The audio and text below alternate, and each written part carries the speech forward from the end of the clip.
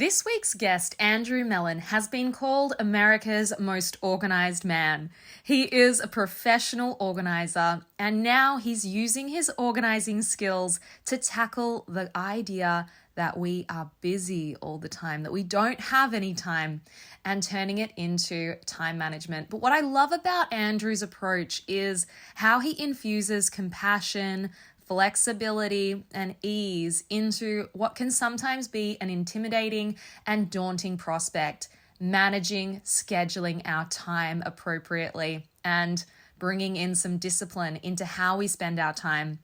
If you've ever felt like time is something you don't have enough of, or you've noticed this clutter filling your life, things that you just can't let go of, stuff you'd like to release, but you're still holding on to, this is the episode for you to explore those patterns and how it could be weighing on you, impacting the anxiety and the stress that you feel in your life. There is a certain psychological weight that we feel when our space is full of clutter, and especially when we don't have enough time. I was lucky enough to cross paths with Andrew recently in Bali. We had many lengthy discussions all around the work that we do and many similarities. And so we just had to record this podcast for you. I hope you get tons out of it. Andrew's a wealth of knowledge.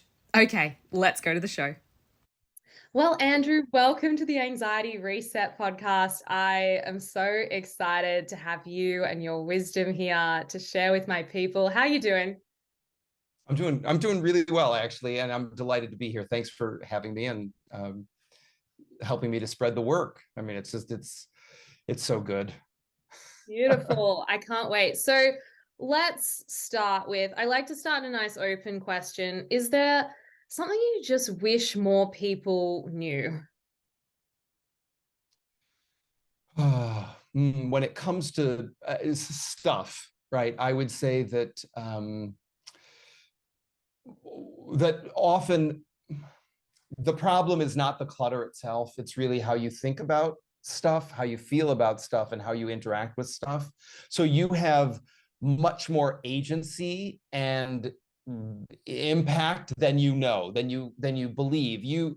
I think for many people who have not worked with me or encountered me or my methodology, I think that they really think that the problem is the clutter, and if clutter would just behave itself, which is of course completely oxymoronic because clutter is inanimate, right? But if clutter would only behave itself, they would be happier. Yeah. And the reality is, which I'm guessing there are many similarities between my work and your work, is that they have all the ability and all the power is with them. And if they would be open to shifting how they think about, feel about, and interact with stuff, the stuff would cease to be so intrusive and so overwhelming. Yeah, and it really can literally pile up and feel like this weight. And it's not just a weight and like a burden physically, it feels like a burden psychologically. That's certainly been my experience of it. So I think there is a massive interplay between stress, anxiety, and what's literally in our space and filling it up. How do so many of us end up with so much stuff, Andrew? What's going on there? Well, yeah, clutter is a deferred decision. So it's every time anyone brings something into the space, right, and you set it down, or it's already in the space and you set it down, and you tell yourself one of those 200 lies that every adult tells themselves, every day. If you set it down and you tell yourself with the best of intentions, not thinking it is a lie, that I will deal with this later, or I'll deal with this in a minute, I'll deal with it anytime other than the present. And the reality is that now is the only moment when you could actually deal with it. So in essence, you set something down, you pile something else on top of it, you tell yourself, oh, this is a strategy, I'm going to deal with all, they have something in common, I'll deal with all of them at the same time. Not now because I'm too busy, there's too many other things for me to do, but when I have more time, I will return to this and I will totally deal with it then. And that's how clutter happens. It's the organizational triangle, one home for everything, like with like, something in, something out, which is really how we stay organized. We get organized with one home for everything and like with like. So if you just put things back in their home, it takes no more time for you to hang your keys up on a hook or drop them in a dish than it does to drop them on the kitchen counter or leave them in the bottom of your bag or in the bottom of a pocket. The difference is that unless you only have one coat or only one bag, that isn't really the home for the keys. So you will go looking for them. The hook is the home for the keys. The dish is the home for the keys. So if you put it back in its home, it will always be where you expect it to be if it's not in your hand unlocking something. And then you can't ever lose your keys. Exactly. So one home for everything and like with like, you apply those two rules. I mean, they're the only two rules that you need to get organized. If you, everything has one home and only one home, all like objects are together. So not most of them, but all of them. If you just do those two things, you will be organized and you will be able to find anything in 30 seconds or less. Guaranteed. There's no ifs, ands, or buts. There's no exceptions to it. You can live in an 8,000 square foot house. You can live in a 325 square foot tiny home. It doesn't matter. You apply one home for everything and like with like, and you'll find everything that you're looking for anytime you need it. Considering that we lie to ourselves so much, and I think when a lot of us think of like a really cluttered home, we think of, you know, that show Hoarders. Yeah. Right? I'm sure you're familiar with it. And that's obviously one end of the extreme. But what are some signs that we're living in a cluttered environment that or disorganized environment that's almost normal to us, so we don't even recognize it could be better? Yeah, well, it definitely ties into the concept of lying to oneself, right? Because we when we become used to it, we have all these mental and emotional workarounds that we don't even really acknowledge are workarounds. Oh, it's just 5 minutes, it's 10 minutes. The reality of the time is a non-renewable resource. You can spend it exactly as you want to spend it. You will spend it. You can't bank it. You can't get up extra early tomorrow morning and get the time back from yesterday. It's gone. So you have the 24 hours in the day that you're living to do stuff. So I think often the impact is in those 5, 10, 15-minute increments of scrambling to find the keys, trying to find the mobile phone, trying to find your bag, trying to find your jacket, getting dressed in the morning, and your closet is a mess. And so then you can't, you know what you look good in and you know what you feel good in. There's a statistic that says we wear 20% of our wardrobe 80% of the time. So if you think about it, probably 80% of the clothes that are in your closet could go away and you would only have the clothes that you look great in and you feel great in. And so we're constantly trying to find those garments because it's the boost to the day, right? I mean, I put it on, I feel like $1,000,000. And we can't find it, or we've already worn it. We haven't done the laundry yet. So then we're into the second tier and the third tier of like, oh, this is that used to be my favorite shirt. Then it got the hole in the elbow or the ink stain on it, or, you know, something, the snag on the tail of it. And I can't quite wear it the way I used to. Now I have to have a workaround for it, right? So if there's the tear in the elbow, now I need the sweater, the jumper, right? Like I have to put something over it because I don't want to walk out of the house with the hole in the elbow.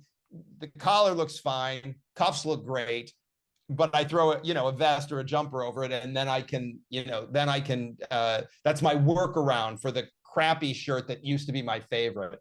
And I think that these are all the ways that we keep things around longer than they serve us. And, Marie Kondo obviously is quite popular, and this idea of does it spark joy? And without throwing any shade on Marie Kondo, right? I've really, for me in my world, I've expanded it to really be about, does it make your life more comfortable? Does it make your life more convenient? Does it make your life more beautiful? And really looking at, often we keep things because of the story of like, this will make my life more convenient. But the reality is you don't use it because there's 19 steps in using it. And you don't want to go through the 19 steps. So you keep the Instapot, or you keep the thing that you thought was going to give you more time that actually created more of an obstacle for you. Because again, there's that story of, well, someday I'll figure out how to use this more efficiently. And I spent good money on it, so I don't want to get rid of it. What if I want it back again? I'll have more time, and then I'll be able to unlock the mysteries of the Instapot. Yeah, there's always those things. Or it's like when we all, the whole thing where we all went into lockdown, everyone was like, oh, I'm going to do all these hobbies. Now I'm going to try and finally figure out the things that I never do. And none of us did it. Yeah, I'm going to reupholster the dining room chairs. Yeah, exactly. I would say traveling so much, I've really lived that experience of I only need so much in my wardrobe to be very comfortable and happy, and I never think I need more. So it's always interesting coming back to where my full wardrobe selection is, and yeah, discovering things. It's almost like I've got new clothes again, but there's so much stuff that I would have had for 10 years that I keep saying this story of I'm gonna wear it, I'm gonna wear it, and I never do. And then I just think, oh, but I spent good money on this, or it reminds me of something special. And I also grew up with the influence, I'm all about how our childhood impacts how we are now.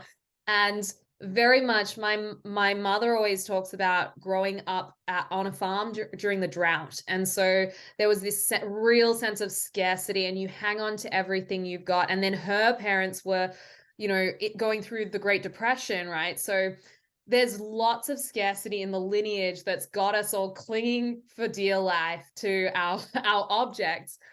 But then there's all this stuff around that honestly creates stress, creates a sense of it's not neat and tidy. And I think it does send off like anxiety. It's not comfortable to be in a space where things aren't tidy and where you want them to be. So how do we get around this idea of these lies we tell ourselves, the story of I'll need this someday, or I spent good money on this? What's the workaround there in terms of our mindset, I suppose? Yeah, well, the glass half empty is I'll need it someday. I spent good money on it. It's perfectly good. I already have it. Why get rid of it? I'll just need it.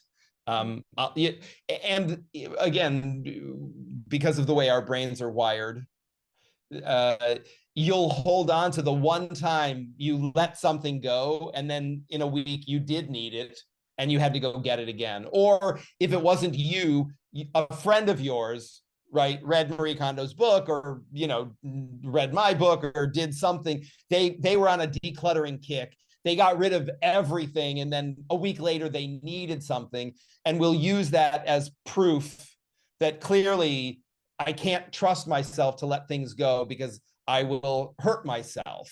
I'll get rid of the wrong thing. I'll get rid of too many things. And what I invite people to think about is that's a momentary occurrence. It might happen.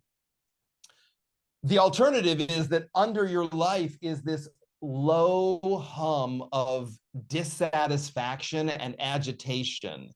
24/7, you feel stressed out in your environment. It isn't safe. Not like there's a bear trap on the floor, or you're going to stab yourself with a bayonet, but it's not safe because everything in your space, because it isn't tidy and organized, whatever that means to you, each one of these things that are out of place is another opportunity to snag yourself.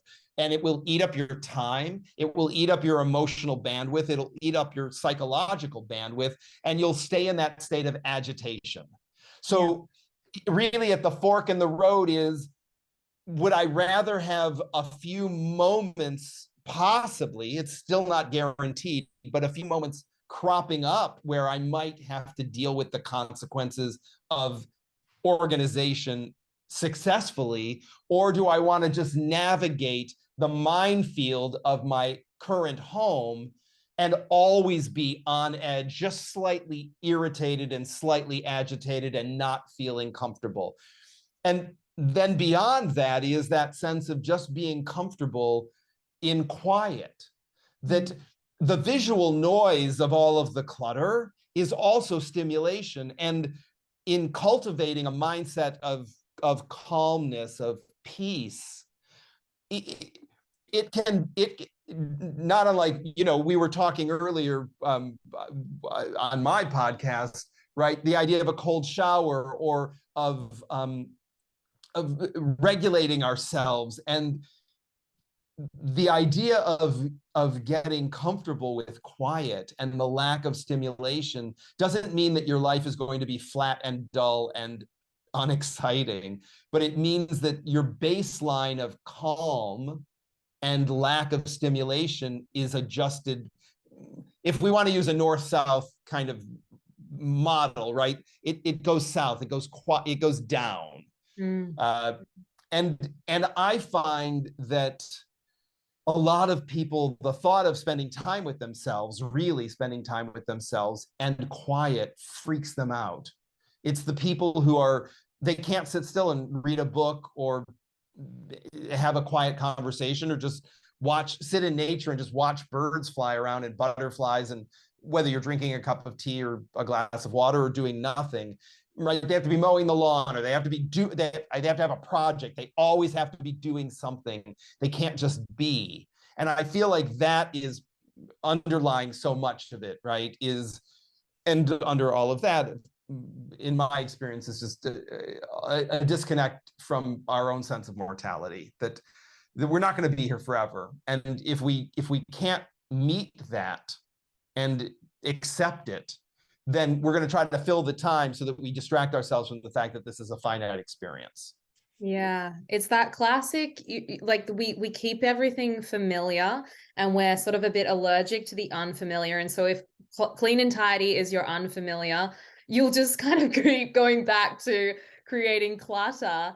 And I think I suspect there would be a link to potentially even being raised in a chaotic environment, or an untidy household, or where there's always stuff going on. It can easily translate to our environment as well.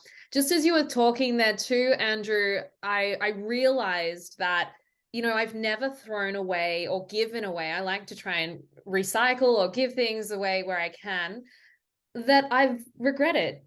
Like that it's crossed my mind again. I never think to myself, I wish I hadn't got rid of that. I actually have forgotten all the things I've let go of. I can't even remember now. Yeah. I mean, for me, there are a few pieces of artwork. When I left Seattle, Washington, there were a few pieces of artwork that I gifted friends. And I don't regret it. There is zero regret, but I certainly remember, oh, there was that painting, right? And the Blue Man. And I liked that painting. I'm happy that it's in his home. And another piece that I had brought from Washington, D.C., that I'm delighted that it's in Eleuthera's life. And so there's no snag there for me, and I can still remember them, but zero regret. I mean, there's given that I might have thoughts or feelings about it, again, glass half empty, glass half full, knowing that it's with her and she loves it is more than compensation for any little lackey thing that I might be experiencing, of like, oh, I loved that piece of artwork, and I remember where it came from, and I remember buying it at that auction. I remember getting it framed. And I remember, it was the first piece of art I bought in Washington, D.C. All of those things are facts about that piece of artwork. And I was happy to leave Seattle and leave it with a friend. Yeah. Yeah. I So and that makes so much sense. I mean, like, and you get extra joy as well from seeing that friend enjoy it too. every time I'm in her house, I get to see the piece, right? Yeah. I have a particular client. I mean, I have a few, but I'm gonna sum it up, who is, she'll remain non-identified, but essentially went through a difficult experience with one of her children in early life, and is an amazing photographer. And she's collected these items that are very precious, very sentimental to her, that I suppose are almost symbols of that pain and that experience. And it's a lot to do. And the photography as well is very much about capturing these moments. We've got to have the memories. In case I forget, in case that hardship we went through is forgotten in some way. And there's a real like conflict in her to let that stuff go, or to even, give up on the idea of having enough time to capture the photos that she, has been planning to take, right, for a long time, that keep getting put off, put off, put off. How do we reconcile with the sentimental stuff that really means something to us, or needing these relics of the past that symbolize something important? Yeah, I think that it's such a rich topic, right? And it's so curious that you said in this particular case, right? She's afraid she'll forget it, and on some level, I was immediately thinking, oh, I wish that she would forget it. It sounds traumatic, right? I Yeah. don't think that I think forgetting it would benefit her. I had a client who she had a very abusive boyfriend, treated her like garbage, and he bought her one nice thing, which was a stereo. And my client loves music. Now, every time she goes to put a disc on that turntable, her first thought is that prick, because he gave it to her, right? The second one is, I love this music. But the first thought is always, that prick gave me this. Oh, I am so. And I told her, I said, I mean, it's not inexpensive, but replace the stereo. Like, why would you keep a totem to heartache or trauma deliberately around? I mean, I understand in certain circumstances, it's the only thing you have, and money is a very limited resource in that moment, and you can't literally afford to replace it. And I appreciate that. And in that case, I would encourage, if that had been the case for my client, I mean, she wasn't independently wealthy, but she had enough money that she could spend. Even getting a boom box would have been a better choice, right? Spend $70 for a boom box that's yours, even though it's not as nice as the stereo. At least you're replacing something that hurts you with something that is unmitigated joy in every way. You bought it. It generates the music that you love, and there's no snag on any of it, right? And so if the money is an issue, I would encourage the person to do some sort of ritual for themselves, in the way that you might, without getting overly woo-woo, right? Like that you might smudge a room, or you might do something to break the bad juju. I would want to do something with these totems of pain or heartache. And if you could release them, I would encourage people to, like, glass half empty, glass half full. Do you want something? Do you want that thorn in your side every time you look at that sweater, every time you pick up that teacup, every time, whatever it is, that the first thing you're going to remember is the heartache and the trauma? Or do you want to replace it with something that has no bad memories? Yeah, and And calling. for the things that are, evocative, it's bittersweet because they're no longer here, right? So that's like your grandmother's teacup, not necessarily the teacup that your shitty boyfriend gave you, but the teacup that was your great grandmother's, that is the last thing you have of hers.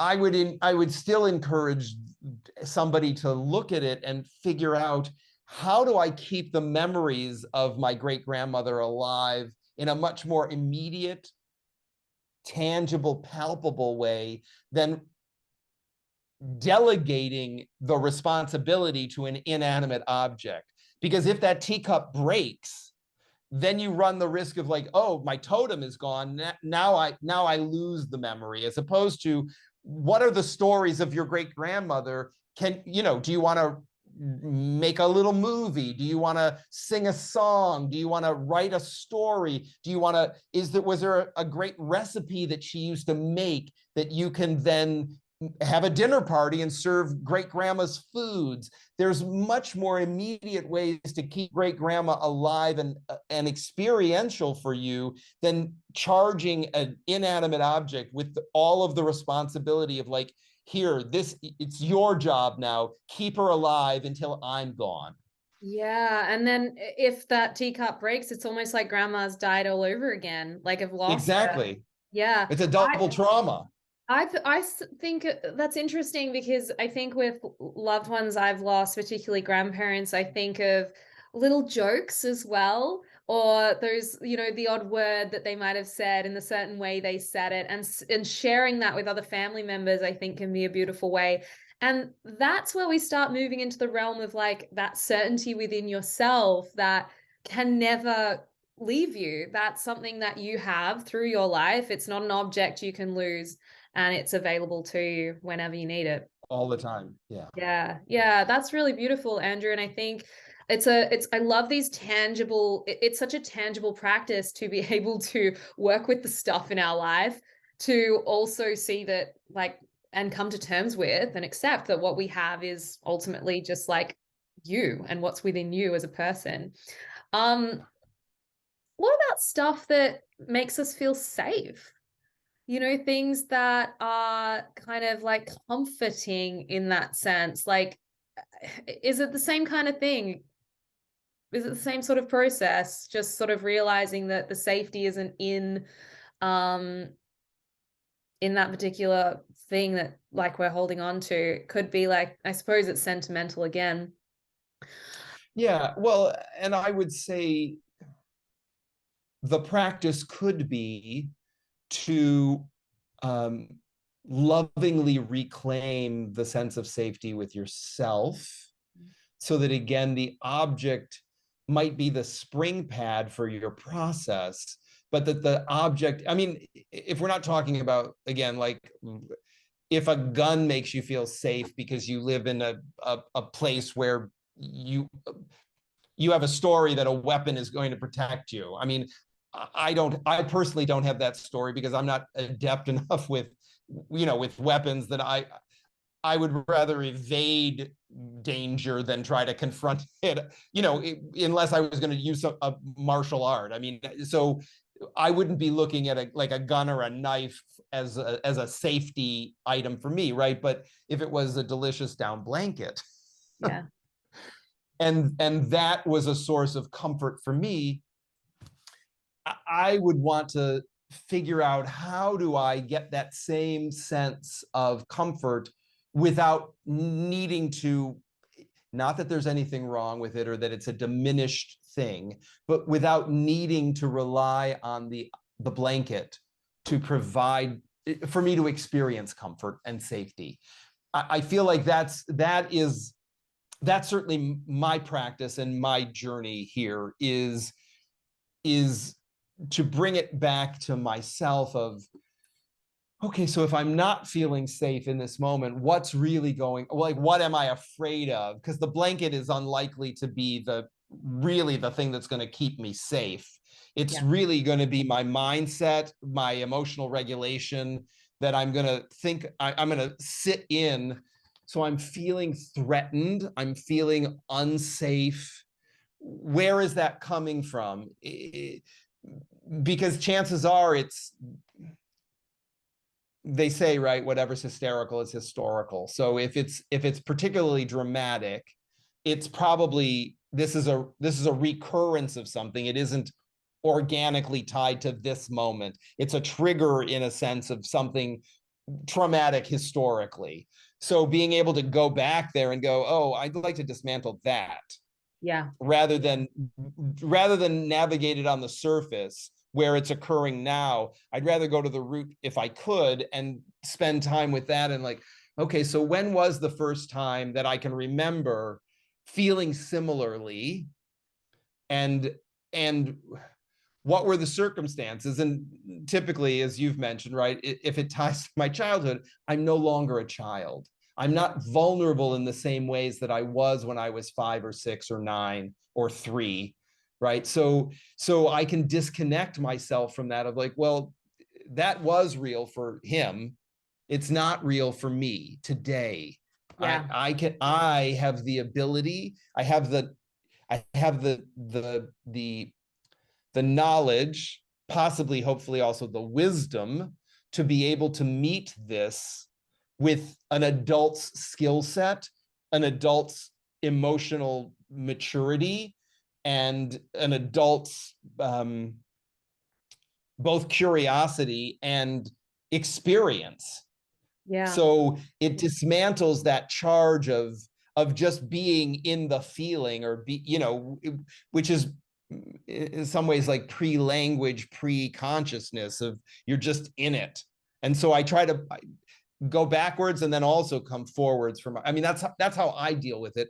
Because again, what I want to help people to do is reclaim their own agency from these objects that they have delegated and abdicated their responsibility without too much of a charge around abdication, right? I mean, it's not like Edward and Wallace and the abdication, right? It's really just, I've delegated the responsibility to this inanimate object to do some work for me. You don't need to judge it like you're being lazy or you're being indulgent, or we don't need any of that judgment attached to it. It's just literally just acknowledging, oh, I've handed this off. I'm going to take it back. I'm going to take responsibility for it and own it and solve it. Yeah. And so we have this amazing opportunity to examine our attachment to these things and claim back our agency, as you said, and our power, which is a really amazing bonus from this kind of work and looking at your environment. But you've also written a new book called Calling BS on Busy that you were writing when we were hanging out in Bali. Thank you for sharing that. So we'll have links in the show notes to where everyone can grab their copy, Andrew. But really, what's behind this book? Your first one was all about decluttering our space physically. So where's the angle on calling BS on busy? Well, it's really about, again, time being a non-renewable resource. And so it's not a thing in the way that a sweater or jumper is a thing. And yet we're either in attunement and alignment with the construct of time, or we're at odds with it and agitated and irritable and feeling that sense of scarcity. There's not enough time. I mean, the reality is that we don't have forever. Nobody gets forever. We get what we get. Some people get 3 weeks. Some people get 3 months, 3 years. Some people get 30 years, 13 years, 90 years, 120 years. And then this experience is over. I don't know what happens afterwards, but this experience is over. So it is a finite occurrence. And in my experience, we, not unlike deferring the decisions and creating clutter, we defer our responsibility for using the time consciously in the way that we want to. Yeah. I don't attach any judgment, again, to good choices, bad choices. Do they make you happy or do they make you unhappy? It's really, everybody gets to decide for themselves. What I want to do, and the reason that I wrote the book, is because I don't want anybody getting to the end of their time with regret that, oh, had I known, I would have made a different choice. I want to give you the information so you can make a different choice if you really want to make a different choice, because every day is the only day that we have, right? The past is over. We hope tomorrow happens, but there's no guarantees. So if this is the only moment when I can actually affect change, be as happy as I can be, as I will let myself,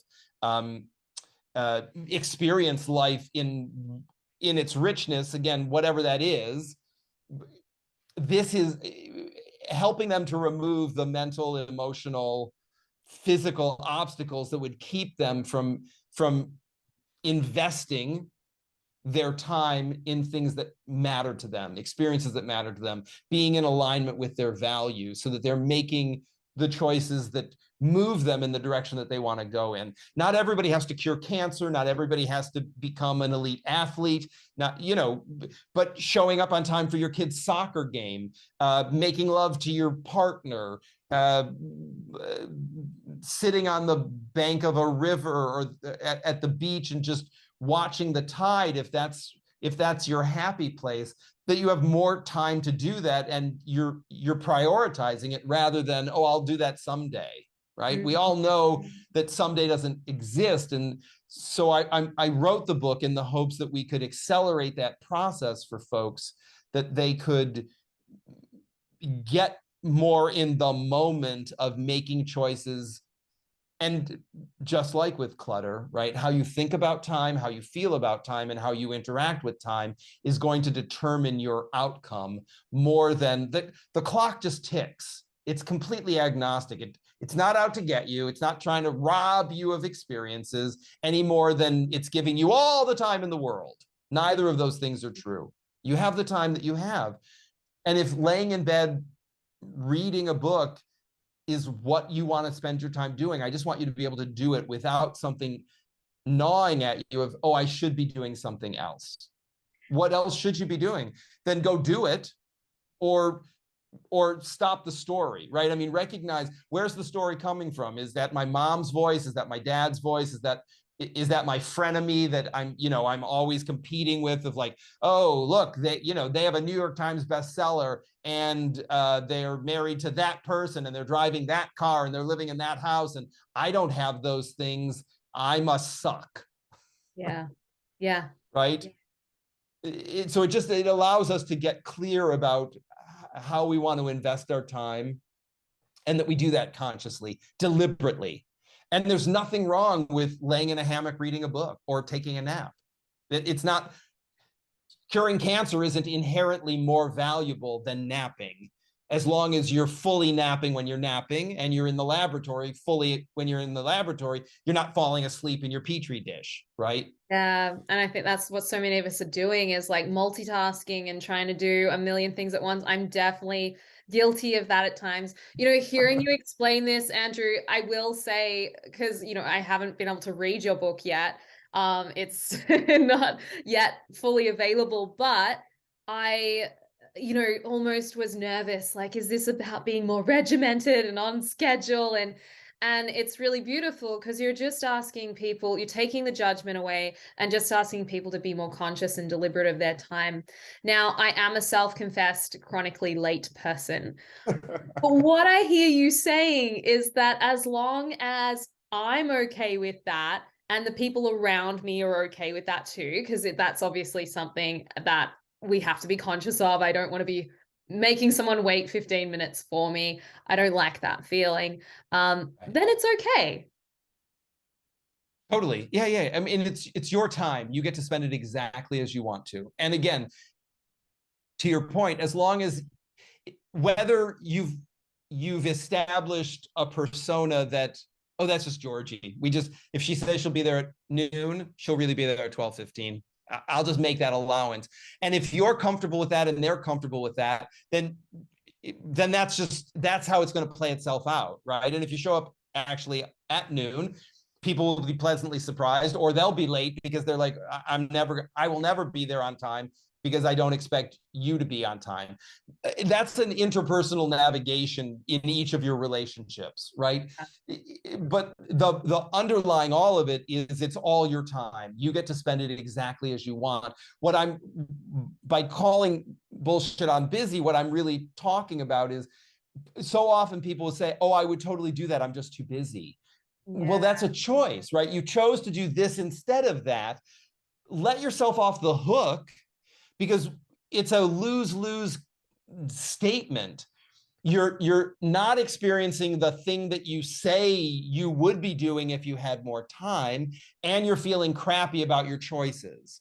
Yeah. So it's a double lose, as opposed to, if this is better than this, stop doing this and do this, right? Instead of saying, oh, I would totally do this, except I'm already committed to this. If this is less important to you than this, stop this. If this is actually more important to you, then this is just another shiny object. And you could just as easily say, but I've already said yes to this, and this actually is in alignment with my values. So this is that siren call, on the rocks for, in the Odyssey or the Iliad, of, something better is over here. Well, not really. I mean, this is what you said was important. So then you have the opportunity to look back at your values and say, did I make this up? Is this really tied to my values? Or did I just think this is tied to somebody else's values who I respect or I'm afraid of. And so I adopted their values. So I chose to do this because I didn't want to piss them off or hurt their feelings. But this doesn't matter to me at all.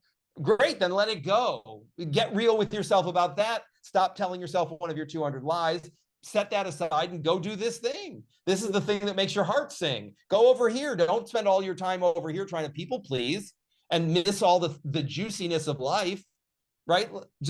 And again, it just comes back to your values. So if this isn't aligned with your values, knock it off. If it is aligned with your values, regardless of how sexy this is, it can either wait or it's not for you. Yeah, which just shows how important it is to know what your values are, to know what matters to you. And in that, we can really guide ourselves through all of this, to be spending our time in ways. And then there's so many people that do come to me, and I felt this previously in my life, thankfully not so much anymore, like feeling this lack of purpose and fulfillment. And it's like, I think that really is connected to all of this. Yeah, well, I think knowing why you get up in the morning, why you are getting up in the morning, what you want to do. And again, whether that's just making breakfast for your kids and kissing your partner, your spouse on the head, or your companion animal, it's whether you got a dog, cat, guinea pig, or a partner, or all of the above. There's nothing inherently better about having a partner than a pet. Right? Whatever it is, if getting up and letting them out so that they can go pee and then putting food in a dish for them makes your heart sing, let's be all about that, right? I mean, if that's what gets you out of bed in the morning, or you're on a mission to, again, cure cancer or solve climate change, it does. The grandness of the scale is artificial. Yeah. The tie-in to you and what makes your heart sing and what makes you feel connected to humanity in this finite experience, that's what it is. It could be walking on the beach, picking up plastic and recycling it. It could be visiting seniors in an assisted living place and bringing them snacks, right? It could be curing cancer. Could be any of those things. If you don't know what makes your heart sing, I would encourage you to spend enough time to try to remember. I mean, it could be that you have to go back to childhood. Hopefully you had a childhood where there were at least a few moments that it wasn't so traumatic, that there were a few moments that you could tap into, and remember, oh, this is what it felt like to get out of bed and be excited. And if you had one of those horrible childhoods that no child should have had, but you unfortunately did, then that's the work of the adult healing from that trauma, and then getting to decide as an adult today, whatever those horrible people that were responsible for raising me, who did not, and in fact tried to destroy me, today for me, if I could do or be anything, what would it be? And start from there. Yeah. Because I always say, right, it's not, I could go back to school and become a doctor. I mean, I'm smart enough. I don't choose to spend the 12 years doing that. At this point in my life, I'd rather spend those 12 years doing something else, but it's not beyond me. And I feel like that's true for so many people, right? You could do whatever you want if it matters enough to you. And if it doesn't matter enough to you, then just stop saying it. You're not going to learn to speak French if you don't actually go study French, unless it's already your native language. So if you didn't grow up speaking French and you don't speak French, you're going to have to go to school to learn it and then practice it. If you're not committed enough to doing it, why don't you just stop saying, oh, one day I want to, move to Paris and learn French? Yeah. Or figure out how you're going to plan to get to Paris and go speak French. But the not doing it just makes you feel crappy. Yeah, 100%. You just sit in that place of all the could-haves, should-haves, would-haves, instead of what you are actually doing. Yeah. I think one thing I hear a lot is, I'm too busy to do the inner work. I'm too busy to journal, to meditate, to feel my feelings. When someone genuinely, like if you looked at their schedule and they list off their responsibilities and all the things they want to do, it's like, I've got to, take care of the kids, and one's got a soccer game at this time, and one's got dance class, and I've got to be in 10 different places, and then I've got special appointments, and I've got to also feed the dogs and take them for a walk. And like, you can see that that day is jam-packed and non-stop from start to finish for this busy quote unquote life. Where do we start there, Andrew? Like, do we have to take something off the plate? Is that the only answer? Well, it's like having kids and wanting a not a tidy home, because you can have a tidy home with kids, but you can't necessarily have an architectural digest home unless you have staff, right? You're not going to live at like in L Decor or Architectural Digest without household staff and have kids who have jammy fingers. It's just not going to happen. So it's accepting that, again, returning to your values, having children was really important to you. So you have kids. Now your life, until they're independent, is centered around making sure that they're safe and nurtured so that they can be independent adults one day. And if that, I mean, I would hope that if you have children, that you are prioritizing that. It isn't at the expense of other things, but you have, it requires what it requires. So if you're going to block out a certain amount of time to be the parent of the child, and then you have to trade another amount of time for money so that you can support yourself and care for the children, if those are the two most important things, then everything else has to get slotted in around it. And so it could be that you do less of something for a limited period of time because you made the choice to have the kids. It doesn't, again, there's no judgment there, and it's not like you're stupid or wrong or bad for having children. But it would be silly to not do the math that the kids require this much time. If you need 4 hours a day to be a parent, and you sleep for 8 hours, so 8 hours and 4 hours, that's 12 hours. You have 12 hours remaining in the day that are not kid focused. You can do whatever you want with those 12 hours. Yeah. And that might include bathing, eating, whatever else you do, working. So it just you would just have to return to the math.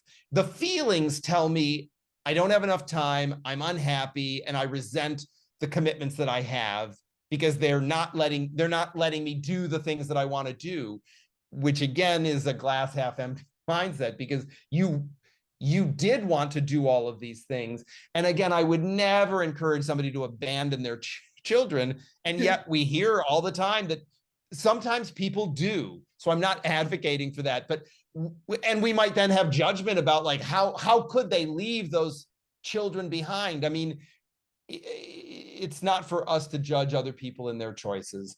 Yeah. The point is, again, it's a mindset and a construct that I have kids. My life is now ruled by them. Mm-hmm. That's an agreement you make every day with yourself. If you can have feelings about sending them off to boarding school, giving them to somebody else to raise for a limited period of time, all of that, if you can dismantle your attachment to the story around what that says about you as a parent, you can create the puzzle to serve you and serve the kids.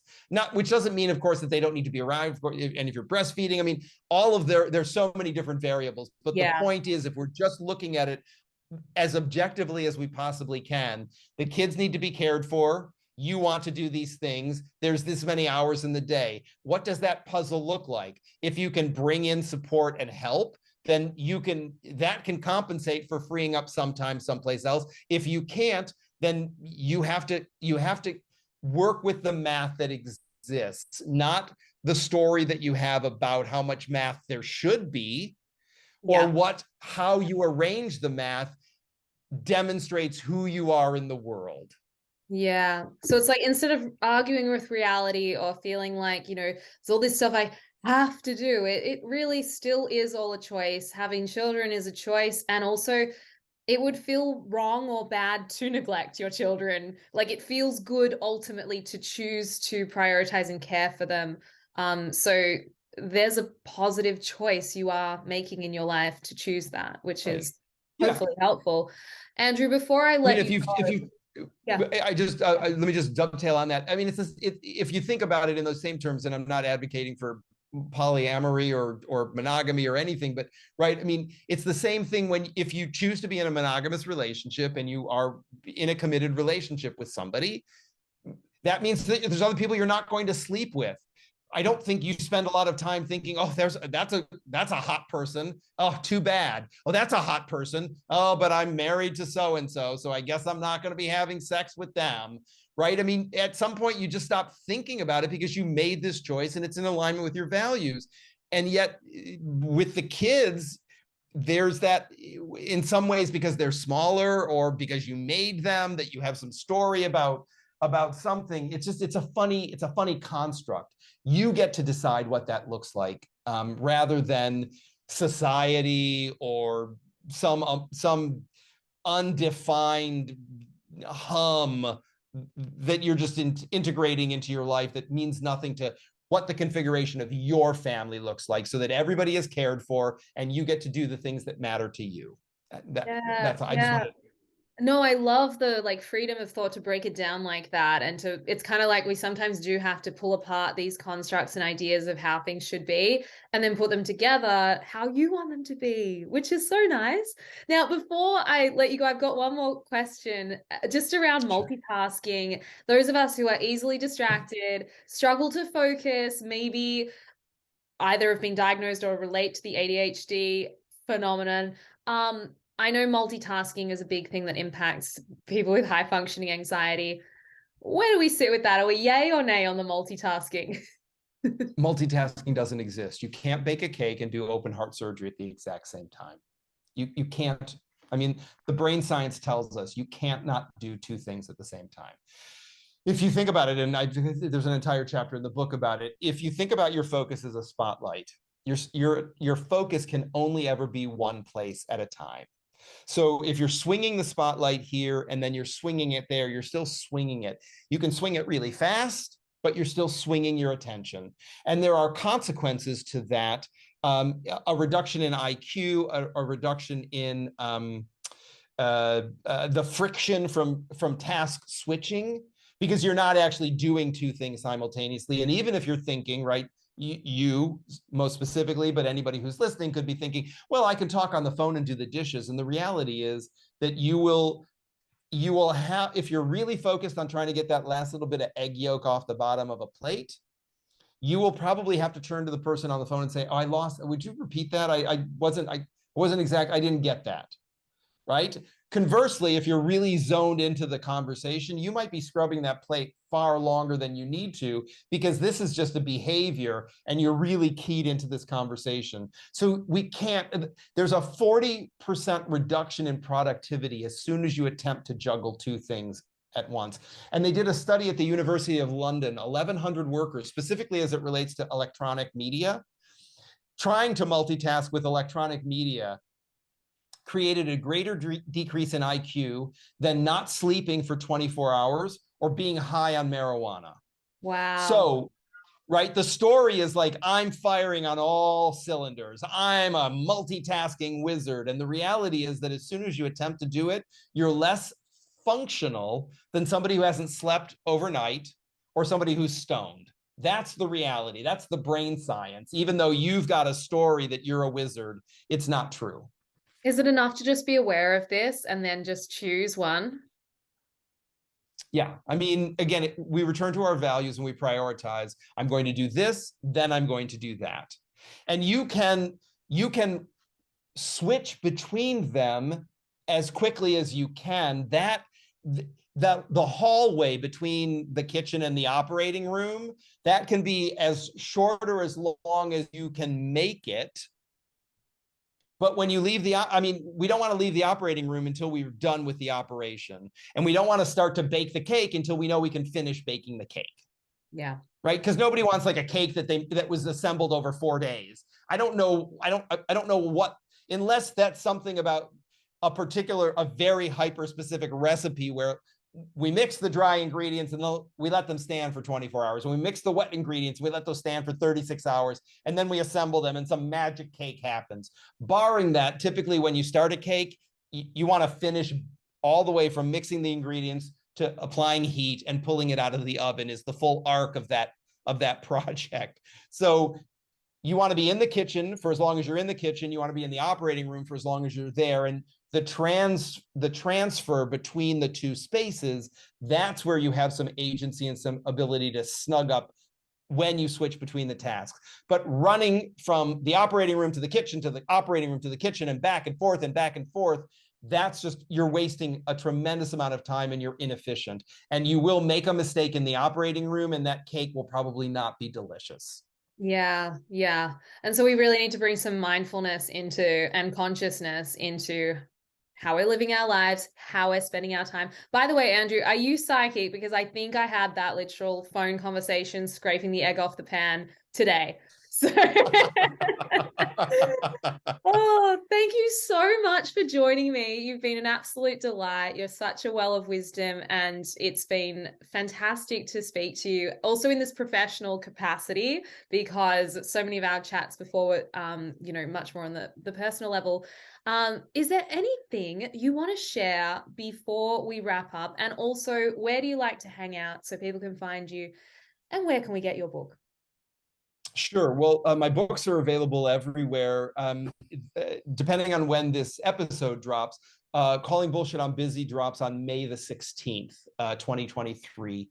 And the books are available anywhere that books are sold. I'm Andrew Mellen, Mellen. So andrewmellen.com is the best place to find me.